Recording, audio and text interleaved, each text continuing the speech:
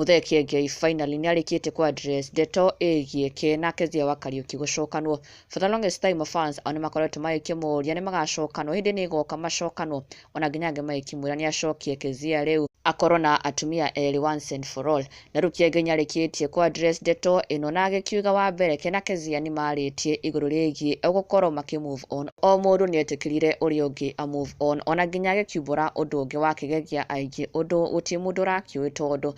judging by the reactions from his fans aingi ni mwana kugegio muno ni undu arikitie kumbura ati Kezia riria atuire itua ria kuhika she told him na akimuinvite nginya uhiki wake na agikiuga in fact ni ari athie uhiki uyu but unfortunately it is the same day that his father passed away na kio nikio gitumi giake kwa guthie uhiki wa Kezia wa Kariuki but to prove that he has actually moved on na ona Kezia moved on eri ni mamuvire on peacefully Kiengei bulete ati ni etito uhiki wa Kezia na ni ari athie no hari baba ahurukire muthenya ucio na koguo of course ndagiagithire no agikiuga oro wigie Kena Kezia gucokano tondu Baby Top ni akimuritie kana ni magacokano. Kiengei nyarikitie kuga aca Kena Kezia gutinde magacokano. In his exact words he said they would never ever get back together na nginya keana gitumi giake kuria augite tiga gucokano he would never bring back Kezia as his first wife na ugite gitumi ni tondu Bishop ndakoragwo na atumia eri Bishop ni wa mutumia umwe no ni bulete ati riria matiganire he really tried to get back with Kezia ona nginya agatuma na thuri